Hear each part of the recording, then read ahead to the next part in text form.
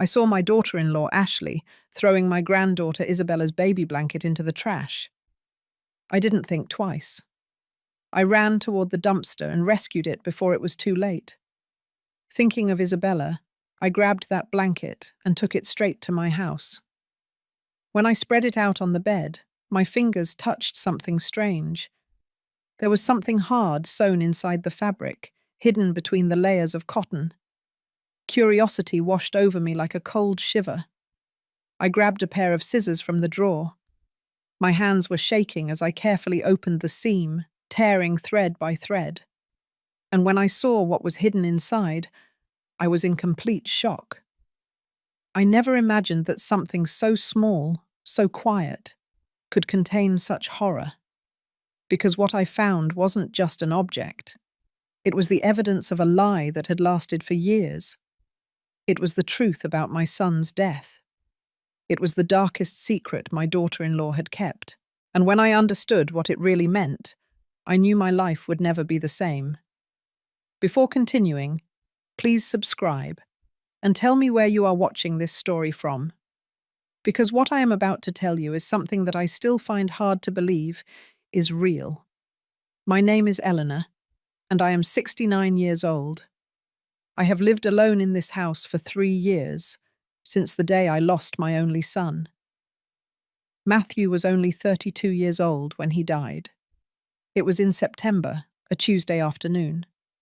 I got a call from Ashley, crying, screaming, telling me that Matthew had had an accident, that he had fallen down the stairs at their home, that he hit his head, that he wasn't responding. I got to the hospital in 15 minutes. I drove like a maniac. My hands were sweating on the steering wheel. When I walked into the emergency room, Ashley was sitting in a chair, her face in her hands.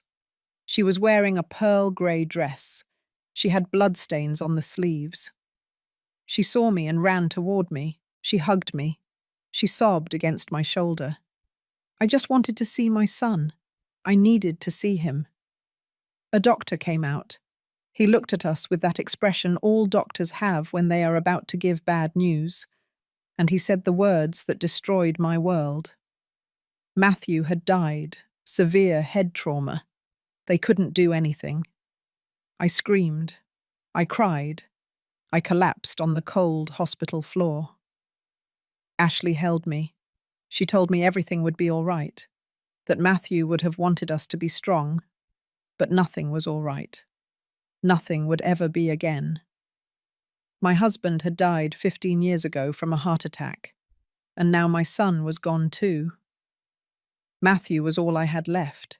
He was a doctor, brilliant, dedicated. He worked long hours at the hospital saving lives. He had married Ashley 2 years before his death. She was a nurse too. They met at work. He introduced her to me one Sunday afternoon. I remember she was wearing a cream-colored dress and her smile was perfect, too perfect. But Matthew was in love. His eyes shone when he looked at her. He told me she was the woman of his life, that he wanted to start a family with her. And I wanted to believe him. I wanted to believe my son had found happiness. A year after the marriage, Ashley got pregnant. Matthew was euphoric. He called me every day to tell me how the baby was growing. They bought a new house. They painted the little girl's room soft pink. Matthew himself put together the crib. I remember seeing him so happy, so full of hope. And when Isabella was born, I felt like life had given me a gift, a second chance to love, to care. My granddaughter was beautiful, small, delicate, with Matthew's dark eyes. I knitted that mint green blanket with my own hands. It took me weeks to finish it. Every stitch was a piece of my love for her. Matthew adored it. He used to say it was magical, that every time he wrapped Isabella in it, the child would stop crying. He kept that blanket like a treasure. But after the accident, everything changed. Ashley became distant. At first, I understood.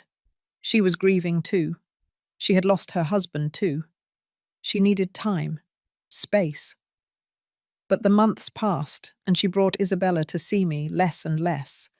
She always had excuses, that the child was sick, that she had too much work, that she needed to reorganize her life. I didn't want to pressure her. I didn't want to be that nosy mother-in-law. So I waited. I called. I asked if I could visit my granddaughter. Sometimes she would say yes. Other times she just wouldn't answer. And when she did let me see Isabella, I noticed something strange. Ashley was different, colder, more distant. Her gaze no longer had that feigned warmth from before. There was something calculating in her eyes, something that made me nervous. But I thought it was grief, that Matthew's death had changed her, like it had changed me. I tried to be understanding. I tried to give her space. Until that October afternoon, 3 years after Matthew's death, I had bought some toys for Isabella. I wanted to surprise her. I drove past Ashley's house to leave them in the mailbox. I didn't want to bother her. I just wanted my granddaughter to know that her grandmother was thinking of her. I parked my car across the street, and then I saw her. Ashley was coming out of the garage with trash bags, several black bags. She was forcefully dragging them toward the dumpster, and in one of those bags, I saw something that made my heart stop. Isabella's blanket, that mint green blanket that I had knitted with so much love. It was crumpled, half hanging out of the bag. Ashley shoved it inside the dumpster with a strange violence, as if she hated that blanket, as if she wanted to destroy it. I froze. Why was she throwing away something so special? Why was she getting rid of a memory of Matthew? I didn't understand. Ashley closed the dumpster lid and went back into the house. I waited a few minutes. My breathing was ragged. I felt a mixture of rage and sadness. When I was sure she wouldn't come out, I got out of the car. I walked toward the dumpster. I opened it. I searched through the bags until I found it. And there it was, dirty, wrinkled, smelling of expensive perfume and neglect. I carefully took it out. I held it against my chest, and I drove it home without looking back. I arrived home shaking. I locked the door. I went straight to my bedroom. I needed to be alone with that blanket. I needed to understand why Ashley had thrown it away like that, as if it were worthless trash. I spread it out on my bed carefully. I smoothed it with my hands. It was dirty, but intact. The lace edges were still firm. The mint green color looked dull under the lamplight. I ran my fingers over the entire surface. I felt every texture, every stitch I had made years ago. And then I felt it, right in the center of the blanket. A hard lump, rectangular, hidden between the layers of fabric. It wasn't part of the stuffing. It was something else. Something someone had put there on purpose. My heart started beating faster. My hands started sweating. What was this? Why was something hidden inside my granddaughter's blanket? I flipped the blanket over. I looked for an opening, a different seam, and I found it. On the bottom edge, almost invisible, there was a line of perfect stitches, made with thread the same color as the fabric. Someone had opened the blanket, put something inside, and sewn it back up so carefully that it was almost impossible to notice. I went to my nightstand. I took out my sewing scissors, the same ones I had used to knit that blanket years ago. My hands were shaking so much I could barely hold them. I took a deep breath. I found the start of the seam, and I began to cut. Slowly, thread by thread, every snip of the scissors sounded too loud in the silence of my room. I felt like I was opening something forbidden, something I shouldn't touch. But I couldn't stop now. I cut the last threads. The opening was exposed. I put my fingers inside. I felt something cold, metallic. I took it out carefully. and when I had it in my hands, the air escaped my lungs. It was a cell phone, small, black, turned off, old, based on the model, maybe 4 or 5 years old. I held it as if it were a bomb about to explode. Questions flooded my mind like an overflowing river. Why had Ashley hidden a phone in Isabella's blanket? How long had it been there? Why had she sewn it so carefully? And why now, after 3 years, had she decided to throw the whole thing away? I searched in my dresser drawer. I had an old charger I kept just in case. I plugged it into the wall. I plugged in the phone, and I waited. The seconds felt like hours. My breathing was shallow. My hands wouldn't stop shaking. The screen flickered. A faint light appeared in the corner. It was charging. I kept waiting. 5 minutes, 10 minutes, and set, until finally the screen lit up completely. It didn't have a password, no security code. It opened right to the main menu, as if someone had wanted it to be easy to access, or as if they had never imagined anyone else would find it. My fingers trembled on the screen. There were several apps: messages, gallery, contacts, notes. I started with the gallery. I touched the icon, and what I saw froze me. There were pictures, lots of pictures. The first one was of Ashley. She was in an elegant restaurant. She was smiling, but she wasn't alone. There was a man next to her, young, handsome. He had his arm around her shoulders.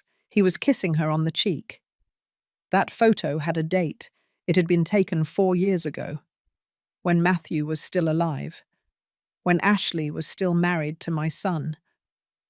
I felt something break inside me. I kept swiping. More photos. Ashley with the same man on the beach, in a hotel, in a car, hugging, kissing. All the photos were from 4 years ago. Ashley was having an affair. She was cheating on Matthew. And he never knew. He never suspected anything.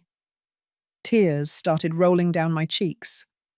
My son had loved that woman. He had trusted her. And she had betrayed him. But that wasn't all. I kept checking. There were videos, several video files saved in a separate folder. I touched the first one. The screen went black. And then the image appeared. It was a home recording. The camera was fixed, as if resting on a piece of furniture. I could see a living room. Ashley and Matthew's living room.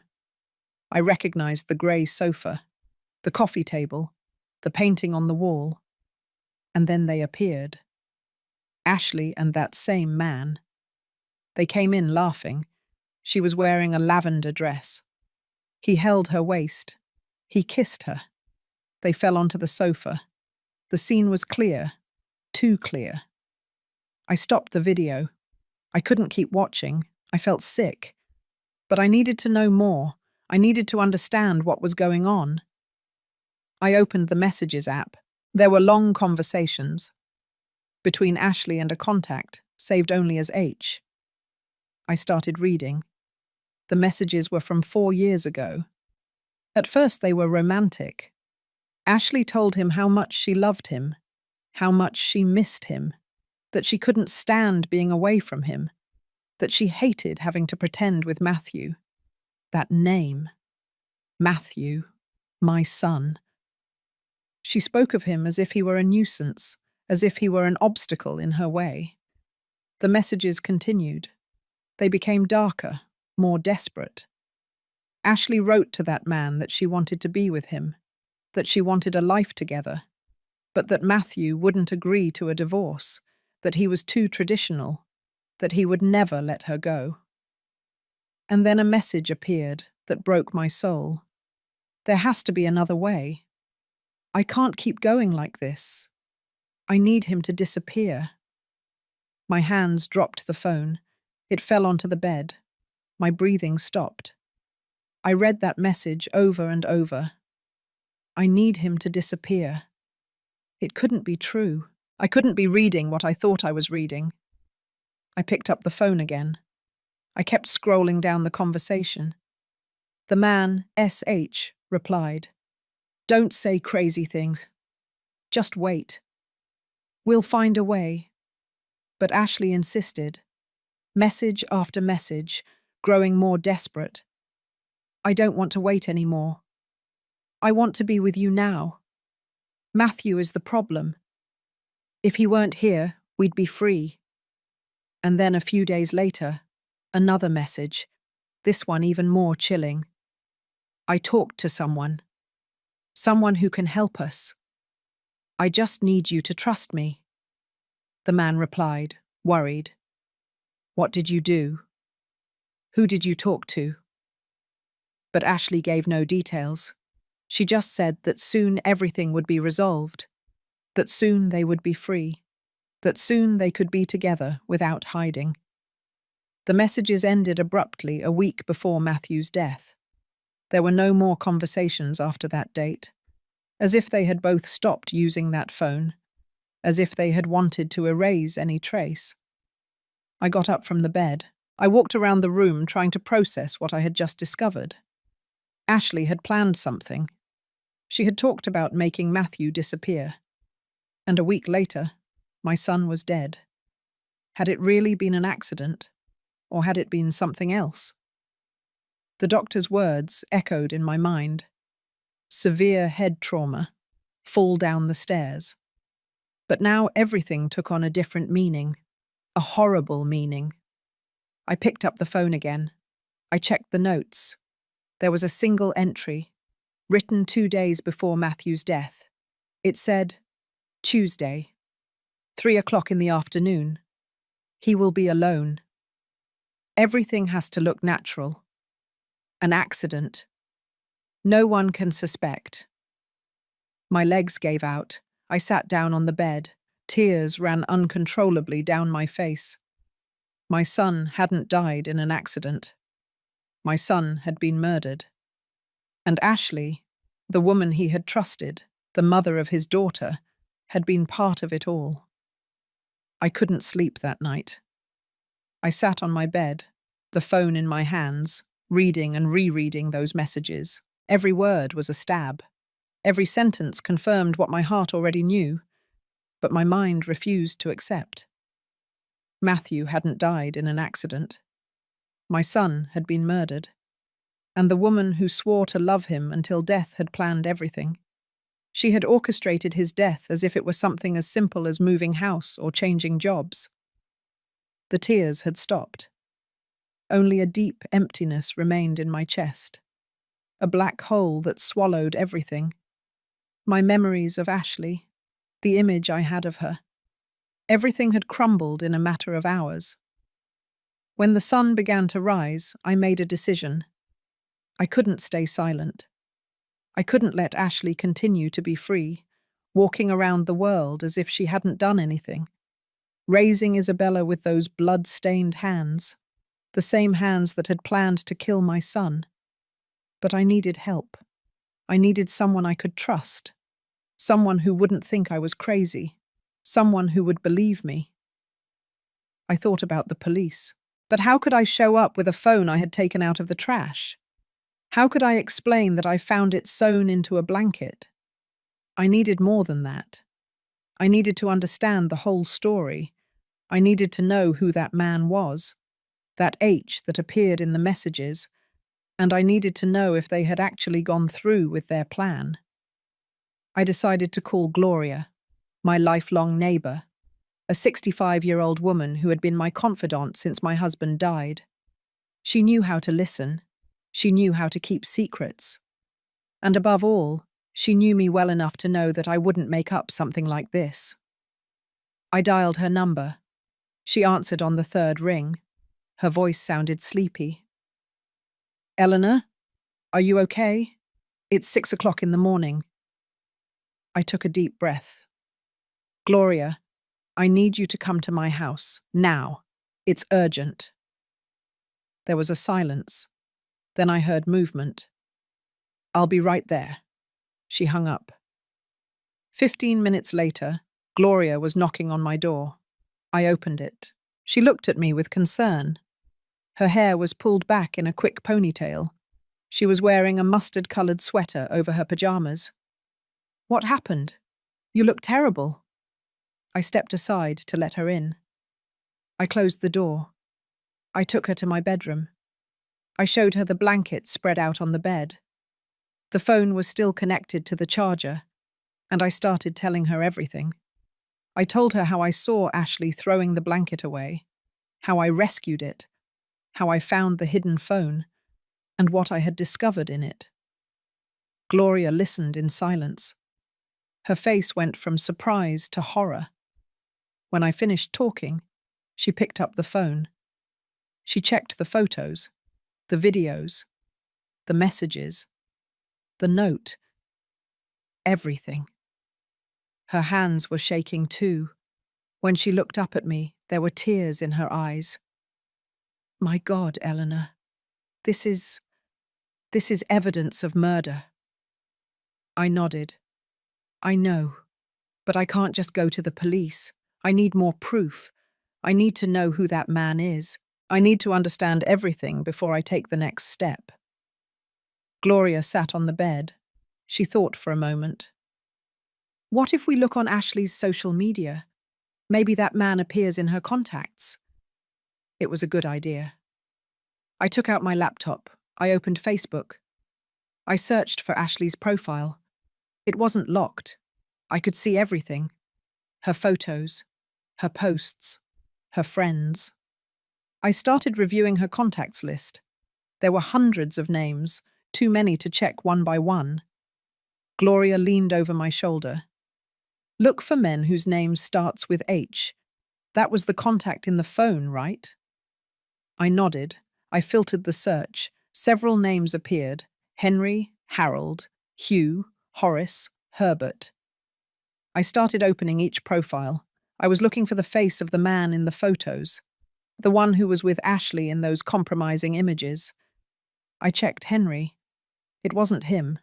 Harold wasn't either. Horace was too old. Herbert didn't match. And then I opened Hugh's profile. Hugh Miller. And there he was. The same face. The same dark eyes. The same smile. It was him. The man in the photos. The man with whom Ashley had planned to get rid of my son. It's him, I whispered.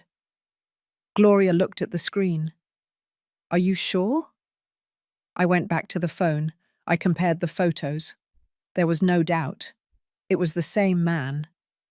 I went back to his Facebook profile. I started investigating. Hugh Miller, 38 years old. He lived in the same city as us. He worked for a construction company. I checked his public photos. There were several from years ago. In some he was alone, in others with friends. But there were no recent photos with Ashley, as if they had erased all trace of their relationship, as if they had never been together. We have to find him, I said. Gloria nodded. But be careful, Eleanor. If this man was involved in Matthew's death, he could be dangerous. I knew it, but I didn't care. I needed answers. I needed justice for my son. I searched for more information about Hugh online. I found his LinkedIn profile. He worked as a construction supervisor. He had contacts with several companies in the area. Nothing seemed out of the ordinary. He was a normal man, with a normal life. Except that he had helped plan a murder. Gloria suggested something I hadn't considered. What if we go to Ashley's house? Maybe we can find more evidence, documents, emails, something that connects everything. It was risky, but it made sense. If Ashley had hidden that phone in Isabella's blanket, maybe she had more things hidden. We can't just walk in like that, I said. We need an excuse. Gloria thought for a moment. What if you tell her you want to see Isabella, that you miss your granddaughter? While you distract her, I can discreetly look around. It wasn't a perfect plan, but it was all we had. We decided to try it that same afternoon. I sent Ashley a message. Hi, Ashley. I know I've been persistent lately, but I really miss Isabella. Can I stop by to see her this afternoon? Just for a little while?" 20 minutes passed before she replied. "Hi, Eleanor. Today is not a good day. Isabella is a little cranky. Maybe another day." I gritted my teeth. It was always the same. She always had excuses. But this time I wasn't going to take no for an answer. "Please, Ashley. It will only be a few minutes. I bought her a present. I want to give it to her in person." Another silence. Then her reply. "Fine, but only 30 minutes. I have things to do." It was all I needed. Gloria and I got ready. She would stay in the car at first. She would wait for my signal. If I managed to distract Ashley long enough, Gloria would come in with some excuse. We would look for anything that could serve as additional evidence. At 3 o'clock in the afternoon, we arrived at Ashley's house. It was a 2-story house. White paint, well-kept garden. The same house where Matthew had died, where he had supposedly fallen down the stairs, where his life had ended. I rang the doorbell. My heart was beating so fast I thought it would jump out of my chest. I heard footsteps. The door opened, and there was Ashley. She was wearing black pants and a salmon-colored blouse.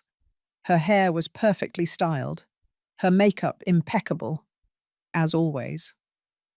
"Hi, Eleanor," she said with a cold smile. "Come in." I went into the house. The smell of lavender filled the air. Everything was clean, tidy, perfect, too perfect, as if nothing bad had ever happened within those walls. "Where is Isabella?" I asked. "Upstairs. In her room. I'll call her." Ashley went up the stairs, the same stairs where Matthew had supposedly fallen. I looked at every step. I looked for some sign, some mark, but there was nothing. Ashley came down with Isabella in her arms. My granddaughter had grown so much. She was 3 years old now. Her dark hair fell in soft curls over her shoulders. Her eyes were identical to Matthew's. Seeing her broke my heart and filled me with love at the same time. "Hi, Grandma," Isabella said in her sweet little voice. She extended her little arms toward me. I took her. I hugged her tight. She smelled like baby shampoo and innocence. She was the only pure thing left of my son, the only good thing that had survived all this darkness. "I missed you so much, my love," I whispered to her. She smiled. She showed me a doll she had in her hand, a little brown bear. She started telling me a story about him. I listened to her while watching Ashley out of the corner of my eye. Ashley was standing by the window, looking at her phone. She seemed distracted, nervous, as if she was waiting for something, or someone. I took advantage of the moment. I took out my cell phone. I sent a quick message to Gloria. "Come in now." A few minutes later, the doorbell rang. Ashley looked up, surprised. "Are you expecting someone?" I asked her with the most casual voice I could manage. She shook her head. She frowned. She went to the door. She opened it. Gloria was there, with a kind smile. "Hello, excuse the interruption. I'm Gloria, Eleanor's neighbor. I came with her, but I forgot a bag in the car. Can I come in and use the restroom? It's urgent." Ashley hesitated. She looked at Gloria. Then she looked at me. I nodded as if it were the most normal thing in the world. "Sure," Ashley finally said. "Down the hall, first door on the left." Gloria walked in. She gave me a quick look. I understood the message. She would look for what she could while I kept Ashley distracted. I needed time. I started talking. I asked Ashley about work, about how she was handling things, about whether she needed help with Isabella. Ashley answered with short phrases, curt. She kept looking at her phone. She was restless, I kept talking. I told her that I had found some old pictures of Matthew, that I would like to show them to Isabella when she was older, so she could get to know her dad. When I mentioned Matthew, Ashley tensed up. Yes, of course. When she is older. Her voice sounded different, harsher. She looked toward the hallway. Your friend is taking a long time. Maybe she doesn't feel well, I improvised. You know, at our age, everything takes longer. Ashley didn't look convinced. She got up. I'm going to check on her. My heart sped up. I needed to stop her. Wait, Ashley. There is something I want to ask you. She stopped. She looked at me. What is it? I took a deep breath. I needed to make this believable. Isabella's blanket, the one I knitted for her. I haven't seen it lately. Are you still using it? Her face changed. For a second, I saw panic in her eyes. Then she composed herself. The blanket? Yes, of course. It is. It is in the washing machine. It got dirty. She was lying. I knew she was lying. But I couldn't tell her. Not yet. Oh, that's good. I'm glad you still have it. Matthew loved it so much. I mentioned my son again on purpose. I wanted to see her reaction. Ashley pressed her lips together. Yes, Matthew loved a lot of things. There was something in her tone, something bitter, something resentful. Before I could reply, Gloria appeared in the hallway. Sorry for the delay. I feel better now. Ashley looked at her suspiciously. That's great. Gloria walked toward me. She gently touched my shoulder. It was the signal. She had found something. We needed to leave. Well, Ashley, we won't bother you anymore. Thank you for letting us see Isabella. I stood up. I kissed my granddaughter's forehead. I love you, little one. Grandma will be back soon. Isabella hugged me. Bye, Grandma. Ashley escorted us to the door. When we left, she closed it quickly, almost violently. Gloria and I walked to the car in silence. We got in. I closed the door. What did you find? Gloria reached into her purse. She pulled out a manila envelope. It was in her bedroom, in the closet, hidden under some boxes. I opened the envelope. Inside were documents, papers for Matthew's life insurance. My son had a policy for $500,000, and the beneficiary was Ashley. The entire amount had been collected 3 months after his death. There were also bank statements, large transfers, one for $200,000 to an account in the name of Hugh Miller. My God, I whispered. She paid him. She paid him to help her kill Matthew. Gloria nodded. There's more. She took out another paper. It was a copy of a birth certificate. Isabella's. But there was something strange. The mother's name was not Ashley. It said Lydia Torres. Who is Lydia Torres? I asked. Gloria shook her head. I don't know, but according to this document, she is Isabella's biological mother, not Ashley. The world stopped. I didn't understand anything. Isabella wasn't Ashley's daughter, but Ashley was pregnant. I saw her. We all saw her. Gloria pointed to the date on the certificate. Look at Isabella's date of birth. It doesn't match what Ashley told us.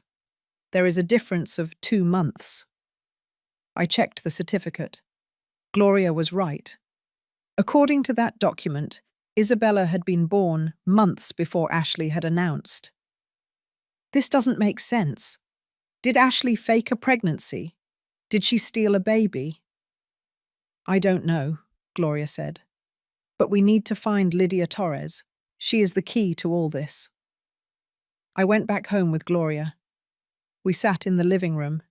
We spread all the documents over the table, the phone, the photos, the messages, the insurance papers. the birth certificate. Everything started to make sense.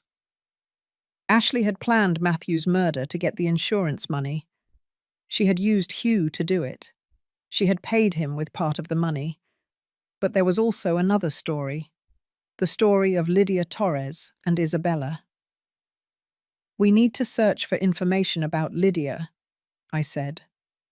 I opened my laptop. I searched her name online. Lydia Torres. Several profiles appeared, but none seemed to match.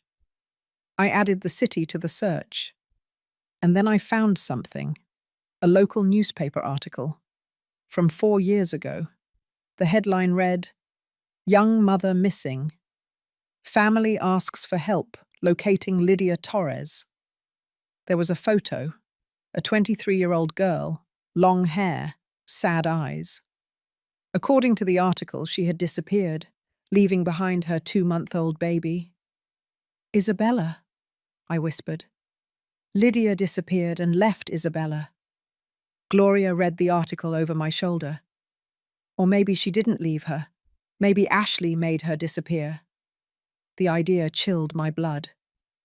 "Do you think Ashley killed Lydia too?" "I don't know."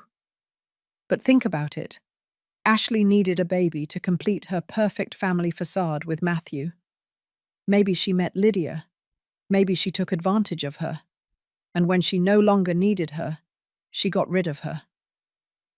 It was a horrible theory, but it made sense. I searched for more information about Lydia's disappearance.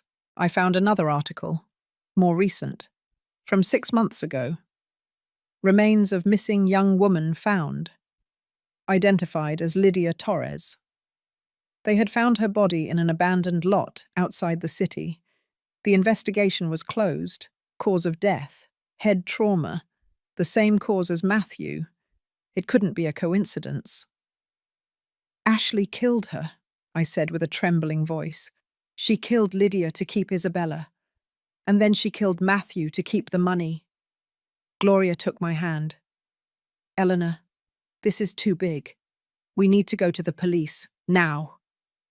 She was right. We couldn't keep investigating alone. This was evidence of 2 murders, maybe more. We needed professional help. I picked up my phone. I looked up the number for the local precinct. I dialed. A masculine voice answered. "Central Precinct. How can I help you?" I took a deep breath. "I need to report a murder. 2 murders. And I have evidence." They gave me an appointment for the next day. A detective named Jack Roberts would take the case. They asked me to bring all the evidence I had. I didn't sleep that night. I tossed and turned in bed, thinking about everything I had discovered, about Ashley's lies, about my son's death, about Lydia Torres, about Isabella. My granddaughter wasn't really my blood granddaughter, but that didn't matter. She was Matthew's daughter in his heart. He had loved her as his own. He had cared for her.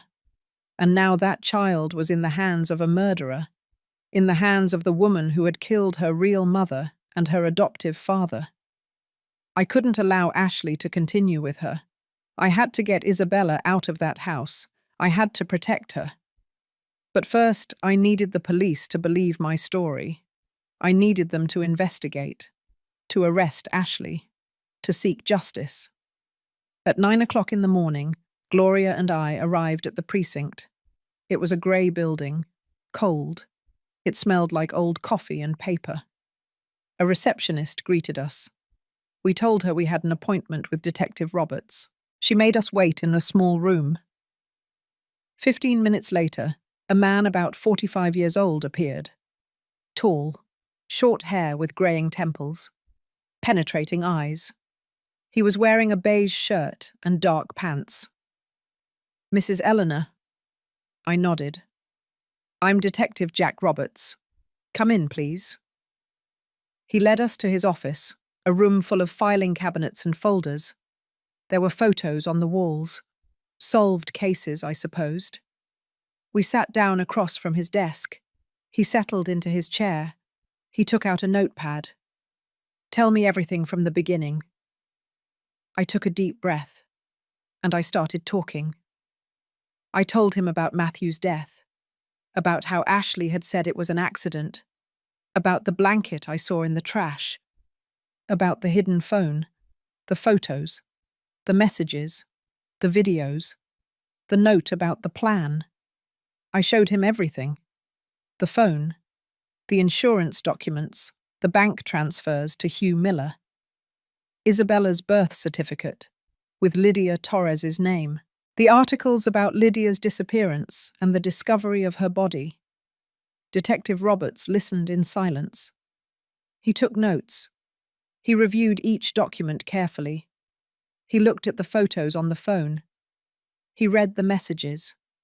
His expression was serious, concentrated. When I finished speaking, he leaned back in his chair. "This is serious," he finally said. "Very serious. If what you are telling me is true, we are talking about 2 premeditated homicides, possibly 3, if we count the girl's biological father." I was stunned. The biological father. If Isabella wasn't Ashley's daughter, she had to have a father, someone who was with Lydia Torres. "Do you know anything about him?" I shook my head. I didn't find anything about that. The detective wrote something down. "I'll investigate. But first, I need to verify this evidence." "What are you going to do?" I asked. "I'm going to reopen the case of your son's death. I'm going to request an exhumation for a second autopsy, and I'm going to thoroughly investigate the death of Lydia Torres. I'm also going to interrogate Hugh Miller." I felt an enormous relief. Finally, someone believed me. Someone was going to do something. "And Ashley? Are you going to arrest her?" The detective shook his head. "Not yet. I need more evidence before issuing an arrest warrant. I don't want her to escape if she suspects we're investigating her." It made sense, but it frustrated me. And in the meantime, Isabella is still with her. The detective looked at me with compassion. "I understand your concern, but legally, Ashley is the girl's guardian. I can't take her away without a court order, and for that, I need solid proof." "Isn't the phone enough?" The detective sighed. "It is important evidence, but a good lawyer could argue that it was planted, that we don't know for sure where it came from. I need more. I need testimonies, forensic evidence, clear connections." I felt helpless. "How long will all this take?" Gloria asked. The detective shrugged. "It depends. If I find what I'm looking for, maybe a couple of weeks. If not, it could take months." I didn't have months. I couldn't leave Isabella with Ashley that long. "There's something else," I said. "Ashley was nervous yesterday. She was constantly looking at her phone, as if she was waiting for something, or planning something." The detective wrote that down too. "Do you have any idea what it could be?" I shook my head. "No, but it gave me a bad feeling." "All right. I'm going to put discreet surveillance on her house. If she tries anything, we'll know." That calmed me down a little. At least they would be watching her. At least they would know if she tried to run away or hurt Isabella. We said goodbye to the detective. He gave us his personal number. "Call me if you notice anything strange. Anything. No matter what time it is." I nodded. Gloria and I left the precinct. The sun was high. It was hot, but I felt cold inside. "What do we do now?" Gloria asked. "Wait," I said bitterly. "Wait and pray that they find enough to arrest her." The following days were torture. Every hour seemed endless. I couldn't stop thinking about Isabella, about whether she was okay, about whether Ashley suspected anything, about whether she would try to escape. Detective Roberts called me every couple of days to give me updates. He had interrogated Hugh Miller. At first, he denied everything. He said he barely knew Ashley, that they were just work acquaintances. But when they showed him the photos and messages from the phone, he broke down. He confessed to the affair. He admitted that Ashley had talked to him about getting rid of Matthew. But he swore he never agreed, that he told her she was crazy, that he didn't want to be part of it. However, the bank transfers said otherwise. The detective pressured him. He showed him the statements.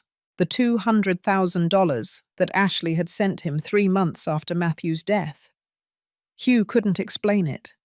He said it was a loan, that Ashley had given it to him to start a business. But he didn't have any documents to prove it. "I'm holding him for 24 hours, the detective told me. "I hope he confesses. If not, I'll have to release him. I don't have enough to keep him detained." That night, Hugh asked for a lawyer and stopped talking. The detective had to release him. But the investigation continued. They exhumed Matthew's body. The second autopsy revealed something the first one had missed. There were signs of a struggle on his wrists. Bruises that indicated someone had restrained him. It hadn't been an accidental fall. "It was murder," the detective confirmed. "Your son was restrained and pushed down those stairs." Tears rolled down my cheeks. Knowing the truth was painful, but it was also necessary. Matthew deserved justice. They also investigated Lydia Torres's death more thoroughly. They found that the land where her body was found belonged to a company where Hugh Miller had worked as a supervisor. The connection was clear. Hugh had had access to that location. He could have taken the body there, buried it without anyone suspecting. Furthermore, they checked Isabella's adoption records. There were none. Legally, Isabella was still registered as the biological daughter of Ashley and Matthew, but the original birth certificate said otherwise. Someone had falsified documents. Someone had erased Lydia's trace. "We are building the case," the detective told me. "Little by little, every piece fits. Soon we will have enough to arrest her." One more week passed. A week of anguish, of fear, of sleepless nights. And then, one early morning, my phone rang. It was Detective Roberts. His voice sounded urgent. "Mrs. Eleanor, I need you to come to the precinct. Now. It's about Ashley." My heart stopped. What happened? There was a silence. "She tried to flee. We intercepted her at the airport. She had tickets for herself and for Isabella. They were going to leave the country. I got dressed in 5 minutes. Gloria came with me. We arrived at the precinct. The detective was waiting for us. He took us to an observation room. Through a glass window, I saw Ashley. She was sitting in a chair, handcuffed. Her makeup was smeared. Her hair was messy. "We arrested her 2 hours ago," the detective explained. "When she tried to go through airport security, our alert system was activated. She had fake passports for herself and the girl, and $500,000 in cash, divided into several suitcases." "Where is Isabella?" I asked desperately.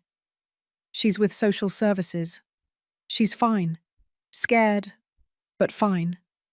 They are going to need you to go and identify yourself as her grandmother, to see if she can stay with you temporarily while we resolve all this."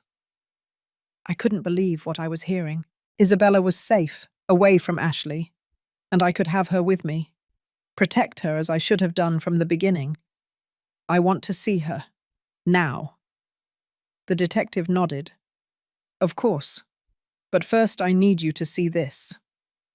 He showed me a recording of the interrogation room. Ashley was sitting across from another detective. Her arms were crossed. Her jaw was tense. "I have nothing to say. I want a lawyer." The detective interrogating her didn't flinch. "He's on his way. But in the meantime, why don't you explain to me why you were trying to flee the country with $500,000 in cash?" Ashley didn't answer. She just looked at the table. The detective continued. We have evidence, Ashley. Messages, photos, bank transfers. We know about Hugh. We know about Lydia. We know about Matthew. Everything. Hearing Matthew's name, Ashley looked up. There was something in her eyes, something dark. You don't know anything, she said in a cold voice. You can't prove anything. The detective smiled. It was a humorless smile. Oh no, we have the phone you hid in Isabella's blanket, the same one you threw in the trash thinking no one would find it. We have the messages where you plan to murder your husband.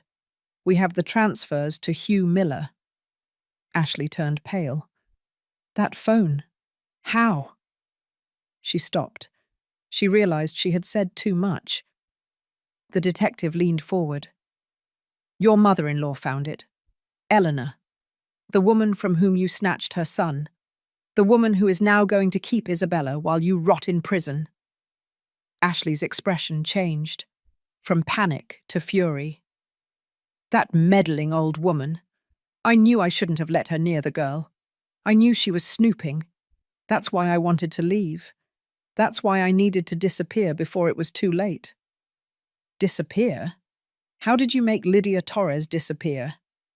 The name dropped like a bomb. Ashley fell silent. Her breathing sped up.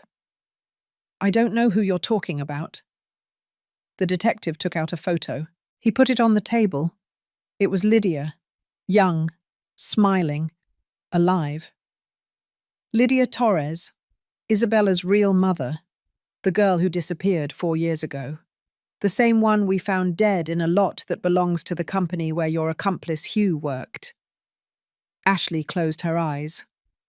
I want a lawyer. I'm not going to say anything else. The detective leaned back. Suit yourself. But this is not going to disappear. We have enough to convict you. For double homicide. For fraud. For falsification of documents. You are going to spend the rest of your life in prison. The recording ended. Detective Roberts looked at me. She still won't confess. But she will. The evidence is overwhelming. What's going to happen to Hugh? I asked. We've arrested him too. He's in another room. And he is talking. He's blaming Ashley for everything. He says she manipulated him. That he was just following orders. That he was afraid of her.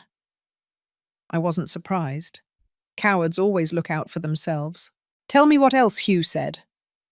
The detective opened his notepad. According to Hugh, Ashley contacted him 4 years ago. They were having an affair. She told him she was tired of her marriage, that Matthew was boring, controlling, that she wanted a different life. She proposed the plan. Wait until Matthew was alone at home. Push him down the stairs. Make it look like an accident. In exchange, they would share the life insurance money. My stomach churned. Hearing how they had planned my son's death was unbearable. Hugh says that at first he refused, but Ashley convinced him. She showed him the insurance papers, $500,000.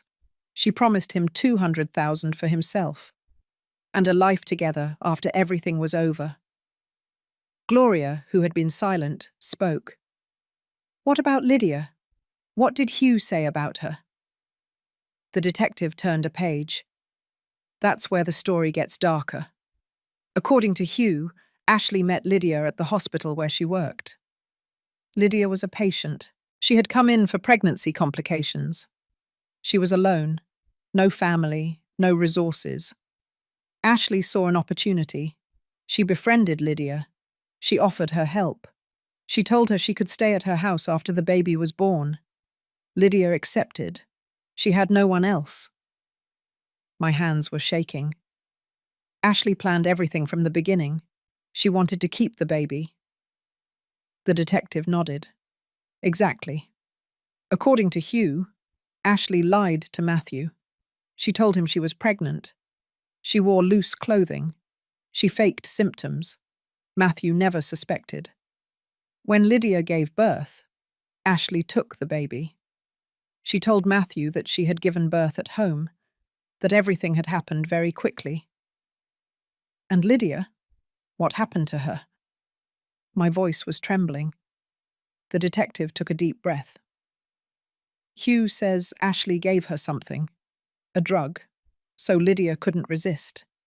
She took her to the lot where they later found her body, and she killed her. Same method as with Matthew. Head trauma. Tears ran down my face. Ashley wasn't just a murderer. She was a monster. She had killed a defenseless girl. She had stolen her baby. And then she had killed my son to keep his money. And Isabella's father? The real father?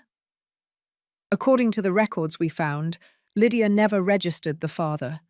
Either she didn't know him, or she didn't want to involve him. We are investigating, but for now there is no trace of him. I wiped my tears. I want to see Isabella. Please. The detective led me to another wing of the building.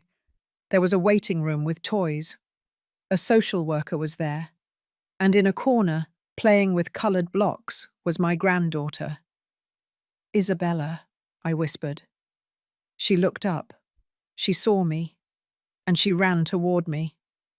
Grandma! I picked her up. I squeezed her against my chest. She clung to me. She was scared, confused, but she was safe. I'm here, my love. Everything is going to be all right.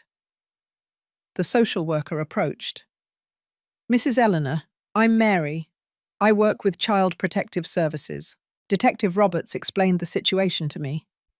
We are going to need to do an evaluation before letting Isabella go with you. But everything indicates that it is what's best for the child. I will do whatever is necessary, I said. I just want to take care of her, protect her. Mary smiled warmly. I know, and I see that she loves you. That is important. I spent the next few hours with Isabella. We talked. I told her she would be staying with me for a while. I didn't tell her about Ashley, not yet. She was too small to understand. I would explain everything to her later, when she was older, when she could process the truth. For now, she just needed to feel loved and safe. Mary did the evaluations. She checked my house. She talked to me about my ability to care for a 3-year-old child. She asked questions about my health, my finances, my support network. Gloria was there the whole time, as a witness, as support. At the end of the day, Mary gave her approval. Isabella can stay with you temporarily. There will be follow-up visits, and eventually a hearing to determine permanent custody. But for now, you are her legal guardian. I signed all the necessary papers. I took Isabella's hand, and we left that building. Gloria drove us home in her car. The whole way, Isabella slept in my lap. Her breathing was soft, tranquil. When we arrived at my house, I took her to my bedroom. I put her down on my bed. I covered her with a soft blanket. I sat down next to her. I watched her sleep. She looked so much like Matthew. Those same eyes, that same nose. Although she didn't share his blood, she was his daughter in everything that mattered. I promise I will protect you, I whispered to her. No one will ever hurt you again. Your dad would have wanted you to be safe, and I will make sure that is the case. Gloria came into the room. She put a hand on my shoulder. You did it, Eleanor. You saved that child. I shook my head. No, I just did what any grandmother would do, what I should have done from the beginning.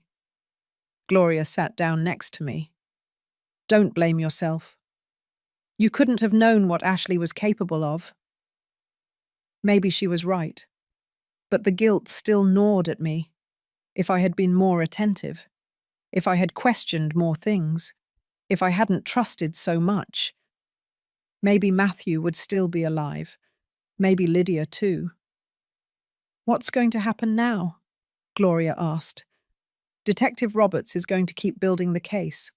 There will be trials, testimonies. It's going to be a long process.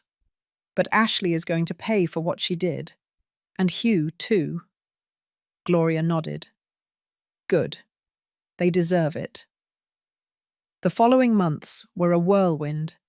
The case of Ashley and Hugh became a media sensation.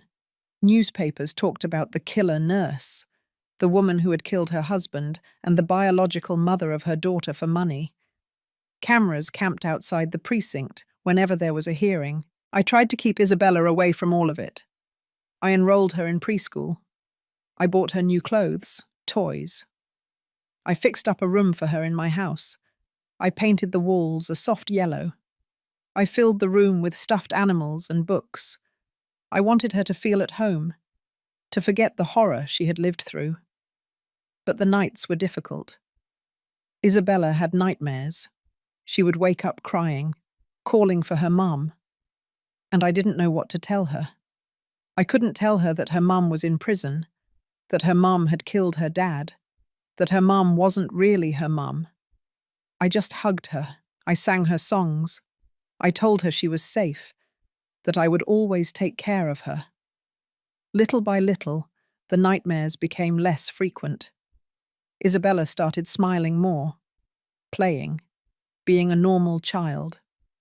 That gave me hope. Detective Roberts kept me informed about the case. Hugh had accepted a plea deal with the prosecution. He would testify against Ashley in exchange for a reduced sentence, 25 years instead of life in prison. It angered me that he received leniency, but I understood that his testimony was crucial. Ashley, on the other hand, refused to plead guilty. Her lawyer argued that all the evidence was circumstantial, that there was no direct proof that she had committed the murders, that Hugh was lying to save his own skin. But the prosecution had a solid case. The phone with the messages, the photos, the videos, the bank transfers, Hugh's testimony, the forensic evidence from Matthew's second autopsy. Everything pointed to Ashley. The trial was scheduled for 3 months later. One afternoon, while Isabella was taking her nap, I received an unexpected call. It was Detective Roberts. Mrs. Eleanor, I need you to come to the precinct. There is something you need to see. His voice sounded serious, more serious than usual. What happened? I asked with a racing heart. I prefer to explain it to you in person. Can you come this afternoon? I accepted. I asked Gloria to watch Isabella, and I went to the precinct. The detective was waiting for me in his office. He had a folder on his desk. Please sit down. I sat down. He opened the folder. He took out some photos. They were images of crime scenes. One was of the lot where they found Lydia. Another was of the stairs where Matthew died. Remember I told you we were investigating Isabella's biological father? I nodded. Yes. You said there was no record. The detective nodded. Correct. Lydia never put the father's name on the birth certificate, but we kept investigating. We talked to Lydia's former co-workers, friends, neighbors, and we found something interesting. Several witnesses mentioned that Lydia was dating someone, a man who worked at the hospital, the same hospital where Matthew and Ashley worked. My stomach tightened. Who was he? The detective took out another photo. It was a hospital ID badge, a man about 30 years old, dark hair, light eyes. And then I saw it, the resemblance. It was unsettling. That man, the detective said, was named Adrian Wells. He was a lab technician, and according to several testimonies, he and Lydia had a relationship. Where is he now? I asked. The detective looked down. He died 3.5 years ago, 6 months after Lydia's disappearance. I felt a chill. How did he die? The detective looked at me directly. Car accident. He lost control of his car on a highway, Fell down a ravine. Died instantly. Another accident, I whispered. The detective nodded. Exactly. And guess who reported the accident? Who was the first to arrive at the scene? I didn't need him to tell me. I already knew. Ashley. The detective put another photo on the table. Ashley was on duty that night. She said she was on her way home when she saw Adrian's car go off the road. She called emergency services. But when they arrived, Adrian was already dead.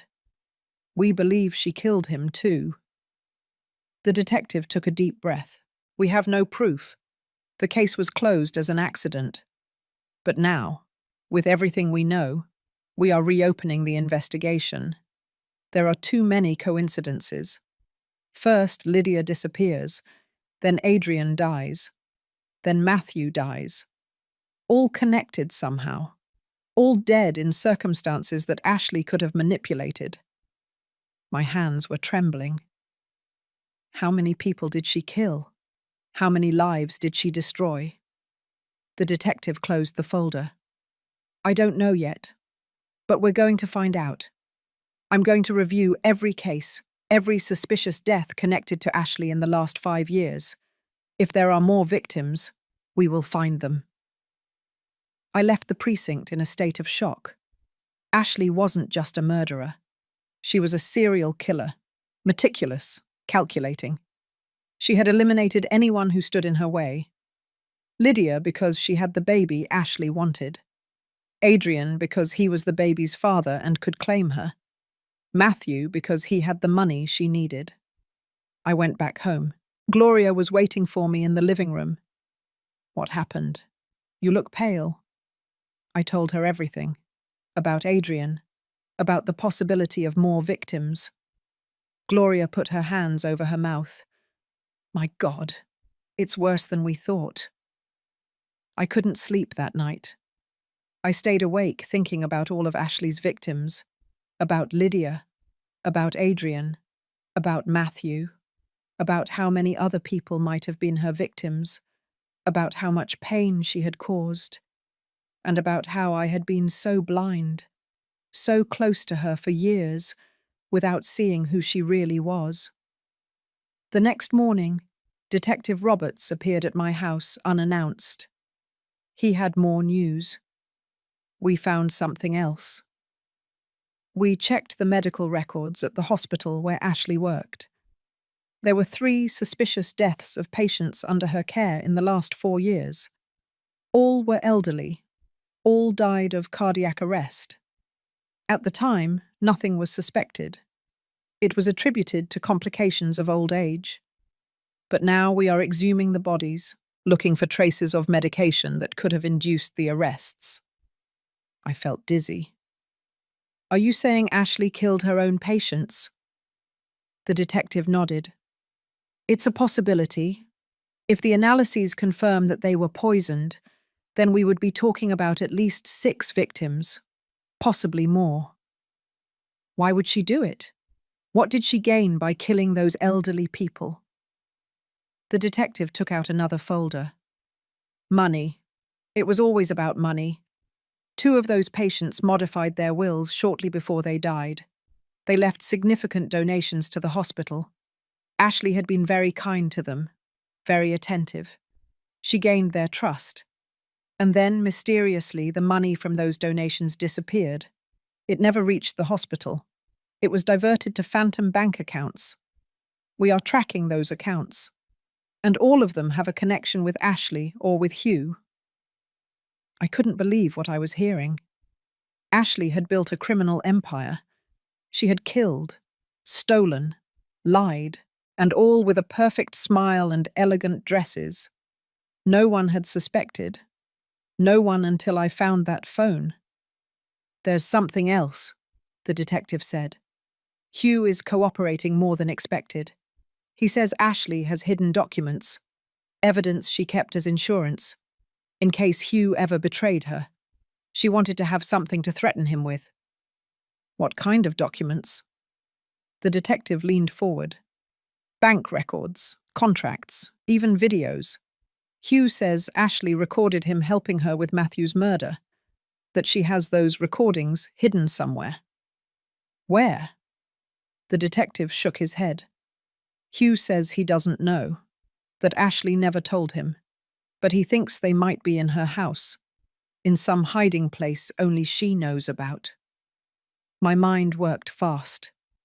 We need those documents. If they exist, they could seal the case against her. The detective nodded. We already have a search warrant. We are going to search the house from top to bottom, every corner, every wall, until we find what we are looking for. That afternoon, a team of police officers entered Ashley's house. I accompanied them. I wanted to be there.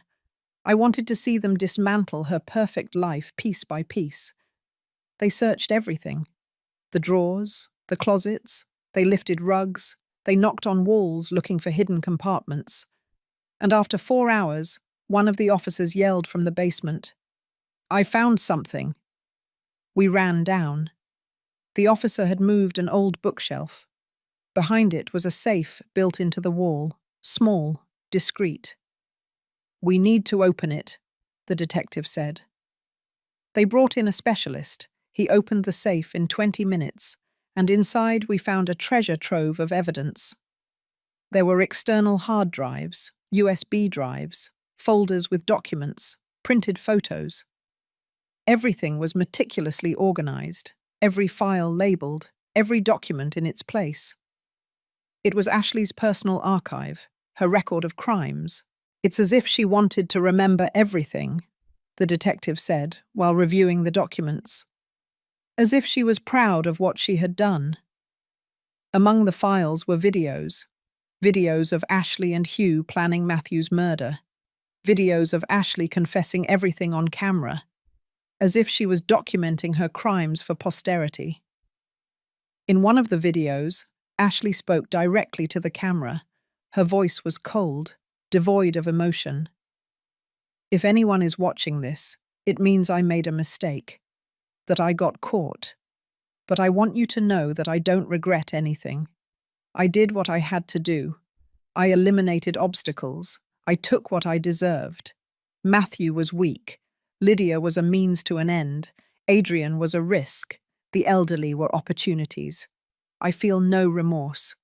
I just did what no one else had the courage to do." The video ended. The detective turned off the screen. "With this, her case is closed. She is going to spend the rest of her life in prison." The trial began 2 months later. The courtroom was packed. Journalists, curious onlookers, family members of the victims Ashley had left in her wake. I was in the front row. I wanted to look her in the eyes. I wanted her to know that she hadn't won, that the truth had come to light. Ashley entered in handcuffs. She was wearing a dark grey suit. Her hair was pulled back. No makeup. She looked different, smaller, more real. She was no longer the perfect woman everyone knew. She was just a criminal facing the consequences of her actions. Our eyes met. For a second, I saw something in her eyes. It wasn't regret. It was rage. Rage because she had been caught, because her perfect plan had collapsed.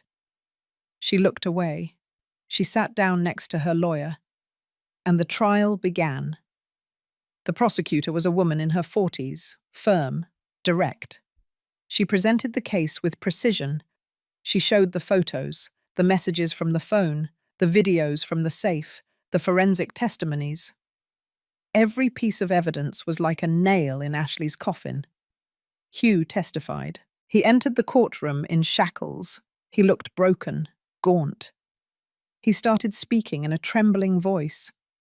He recounted how Ashley had seduced him, how she had proposed the plan, how the two of them had waited until Matthew was alone. "I held his arms," Hugh confessed. "Ashley pushed him. I saw him fall down the stairs. I heard the thud of his head against the floor. And I didn't do anything. I just stood there while she called emergency services, faking panic." Tears ran down my face. Hearing the details of my son's death was heartbreaking, but I needed to hear it. I needed to know exactly what they had done to him. Hugh continued talking. He talked about Lydia, about how Ashley had asked him for help to get rid of her. Ashley gave her something, a drug. Lydia became unconscious. I took her to the lot. Ashley hit her head with a rock. Then we buried her. The whole thing took less than an hour. The courtroom was in complete silence. Only the sound of collective breathing could be heard. People were horrified. Hugh also talked about Adrian. Ashley followed him that night. She waited until he reached the lonely road. She rammed him with her own car. She pushed him off the road. Then she reported the accident as if she had just passed by. No one suspected. Ashley's lawyer tried to discredit Hugh. "You are lying to reduce your sentence. You are blaming my client for everything to save yourself." But Hugh did not retract. "I am not lying. I have to live with this for the rest of my life. The least I can do is tell the truth." Then came the forensic experts. They explained the results of the autopsies, the marks on Matthew's wrists, the type of trauma Lydia suffered, the medications found in the bodies of the elderly patients at the hospital. Everything confirmed Hugh's version. Then former co-workers testified, patients who had survived, neighbors who had seen strange things. Every testimony added another layer to the story, another proof of Ashley's evil.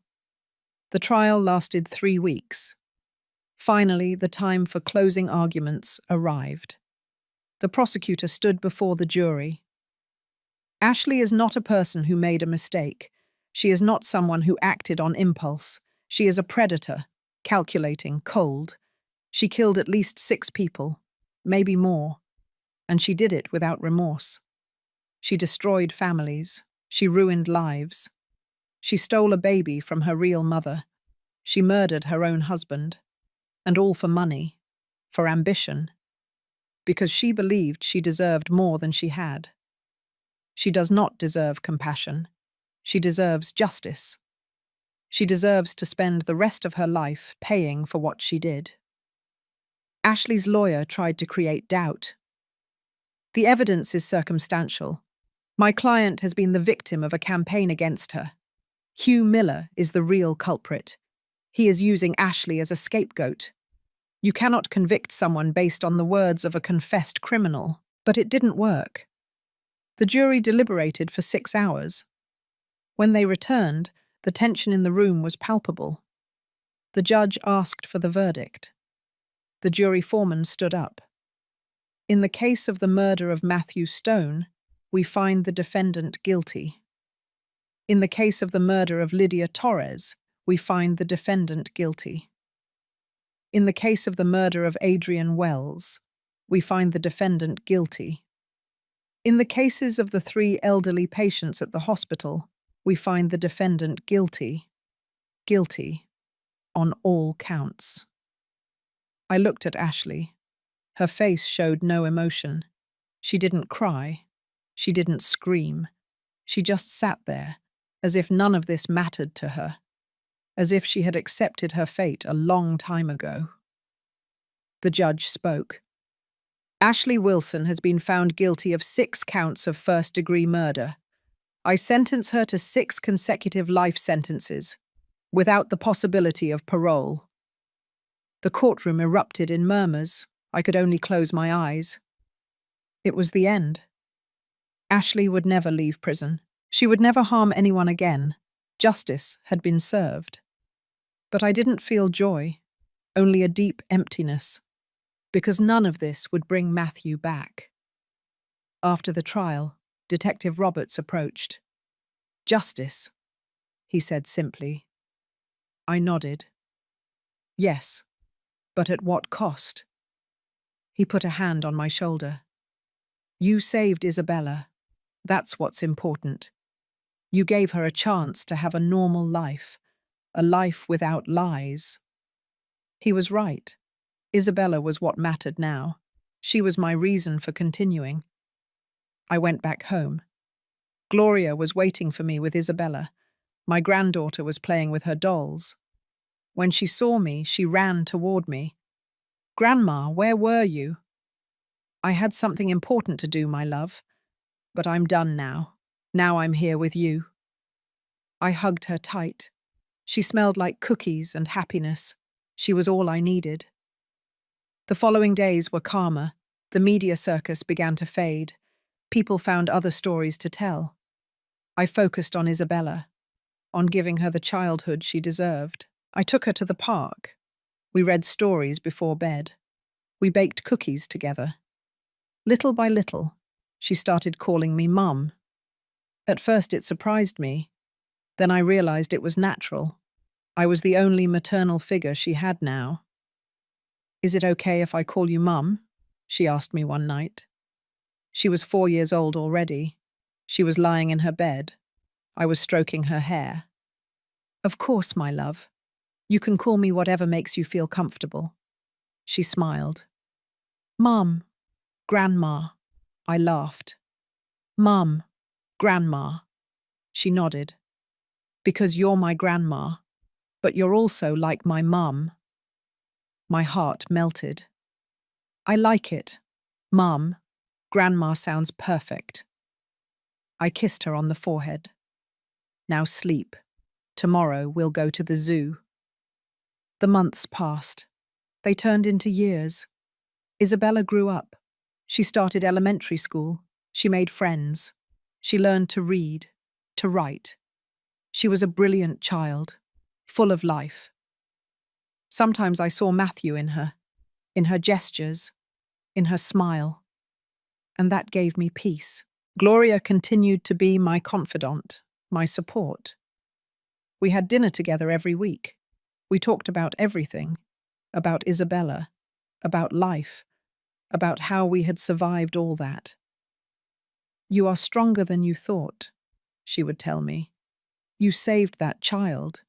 You gave her a future." One day when Isabella was 7 years old, she asked me a question I feared. "Mum, Grandma, where is my other mum? The one who carried me in her tummy?" I took a deep breath. I knew this moment would come. I had prepared what to say. "Your mum was named Lydia. She was a very brave woman. She loved you very much. Why isn't she here?" Isabella looked at me with those innocent eyes. "Because she had to go to heaven. But before she left, she asked me to take care of you, to give you all the love she couldn't give you." It wasn't entirely a lie. In my heart, I believed Lydia would have wanted me to take care of her daughter. "And my dad?"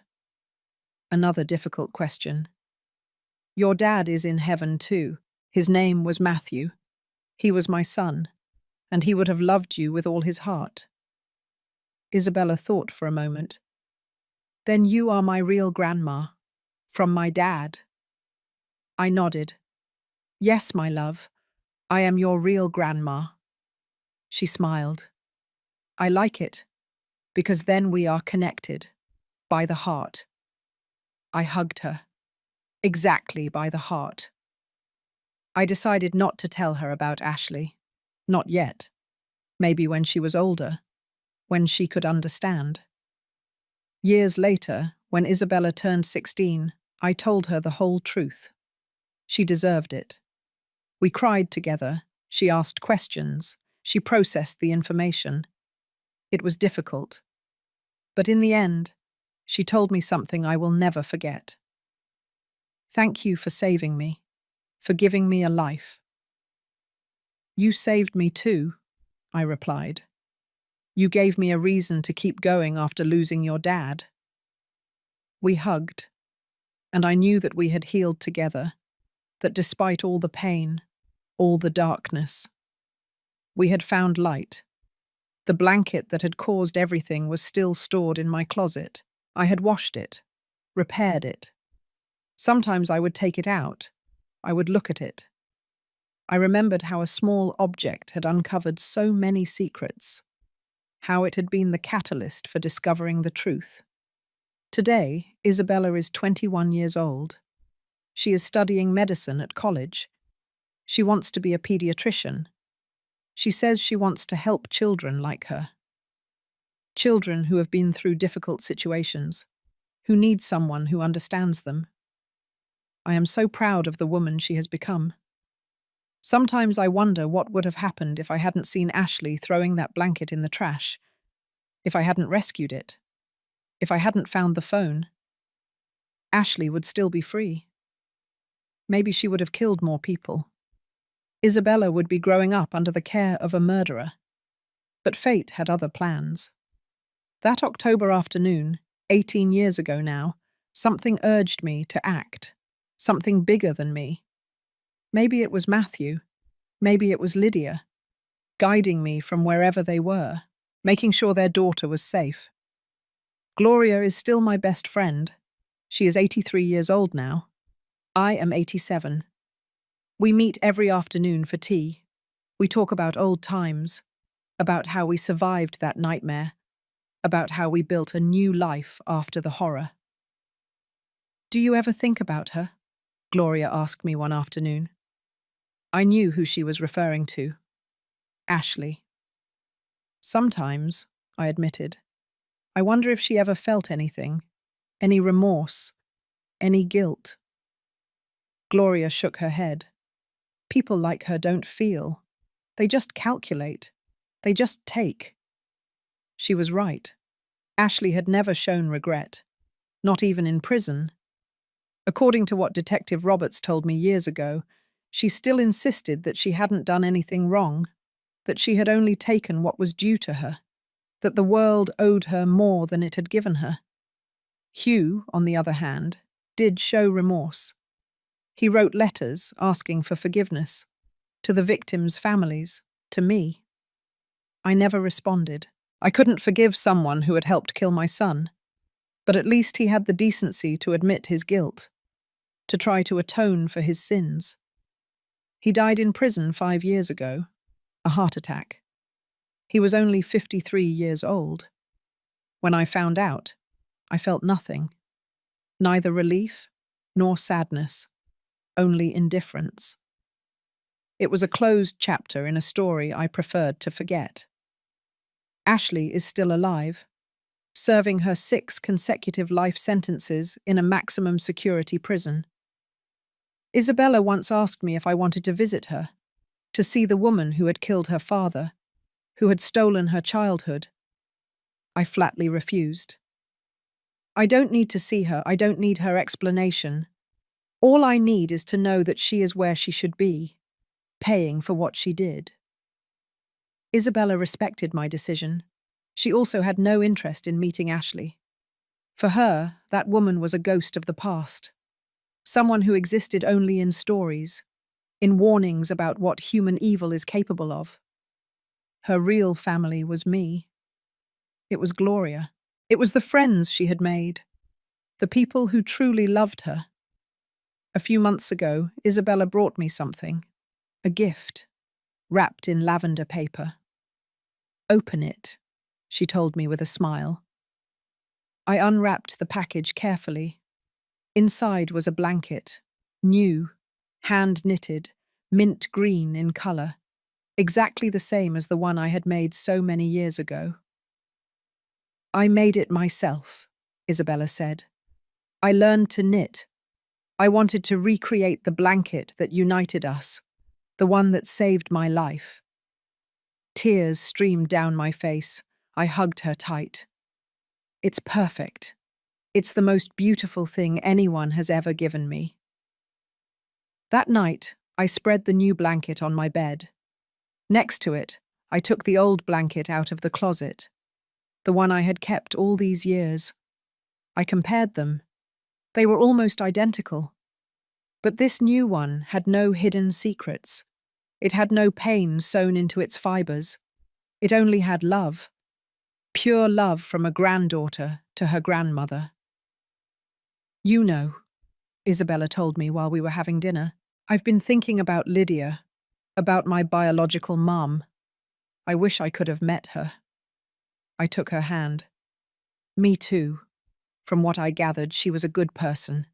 Brave, strong. She was alone and scared. But she loved her baby. She loved you. Do you think she would be proud of me? Isabella asked with a trembling voice. I'm sure of it, I replied without hesitation. She would be incredibly proud of the woman you are, of your accomplishments, of your kind heart. I believe that from wherever she is, she watches over you. She protects you, just like your dad, Matthew. Isabella smiled through tears. And are you, Mum? Grandma? Are you proud of me? I looked into her eyes, those eyes that reminded me so much of my son. More than proud. You are the reason I am still here. The reason why every day is worth it. You saved me as much as I saved you. That night, before sleeping, I held both blankets, the old one and the new one.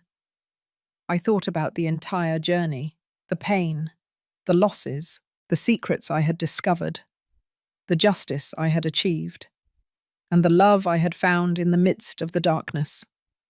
The old blanket had been my guide, my map to the truth. It had contained the secret that unmasked a monster, that saved an innocent child, that brought justice for the dead. It was more than a simple blanket. It was a symbol of truth, of resilience, of maternal love. And now, the new blanket represented the future, a future without lies, without pain, without dark secrets. It was the promise that Isabella would have the life she deserved, full of love, opportunities, hope. 2 blankets, 2 stories, 1 family. I got up from the bed. I went to Isabella's room. She was asleep, breathing softly. I approached. I smoothed her hair. I kissed her on the forehead. I love you, my child, my reason for living. She whispered something in her sleep. I didn't understand what, but she was smiling. That was enough. I went back to my room. I lay down. I closed my eyes. And for the first time in years, I didn't have nightmares. I didn't dream of Ashley, or of Matthew falling down the stairs, or of Lydia screaming. I dreamed of peace, of a garden full of flowers, of Isabella laughing, of the future. When I woke up the next morning, the sun was coming through my window. Isabella was already awake, making breakfast. It smelled like coffee and toast. Good morning, Mom, Grandma, she greeted me. Good morning, my love. I sat down at the table. I watched her move around the kitchen, so full of life, so strong, so different from the scared child I had rescued years ago. She had grown up. She had become someone incredible. And I had had the privilege of seeing it, of being part of her story, of helping her write a different ending than the one Ashley had planned. What are you thinking about? Isabella asked me while pouring me coffee. I smiled. How lucky I am to have you, to have found that blanket that day. Isabella sat down across from me. I think about that too, how such a simple object changed everything. It saved my life. It wasn't the blanket, I told her. It was you, your existence, the love your dad felt for you. That was what gave me the strength to seek the truth, to never give up. We ate breakfast together. We talked about her plans, about college, about her dreams. And I felt that Matthew was there with us, proud, happy. That afternoon, I decided to do something I had put off for years. I went to the cemetery, to Matthew and Lydia's graves. They were in different sections, but I visited both of them. I brought flowers, lilacs for Matthew, white roses for Lydia. I knelt in front of my son's grave. Hello, my love. Isabella is doing well. She is growing up beautiful, strong, smart, I know you would be proud of her. I am doing my best, trying to be for her what you would have been. I miss you every day, but I keep going. For her. For you. Then I went to Lydia's grave. It was simpler. Fewer flowers. Fewer visitors. Hello, Lydia. We didn't meet, but I am taking care of your daughter. I love her as if she were my own. She is wonderful. She inherited your strength, your bravery. I want you to know that she is safe, that she is happy, that she will never lack love. The wind blew softly. It moved the leaves of the nearby trees. I felt a strange peace, as if both of them were thanking me, as if they knew that I had kept my promise, that I had protected Isabella, that I had given her the life she deserved. I returned home as the sun began to set. Isabella was waiting for me with dinner ready. We ate together. We laughed. We told stories. And when it was time for bed, I went to my room. I took the new blanket, the one Isabella had given me. I wrapped myself in it. And as I closed my eyes, I thought about everything that simple blanket represented. The old one had guarded secrets. It had exposed lies. It had brought justice. The new one guarded promises, hopes, unconditional love. Both were part of our story, of our journey. And as I looked at the stars through my window, I understood something profound. That water never forgets. That secrets always find a way to come out. That the truth, although painful, is always better than a lie. And that love, true love, survives any darkness. The blanket had been the beginning, but Isabella was the end. The happy ending none of us expected, the miracle that was born from the tragedy. And as I fell asleep, I whispered one last prayer.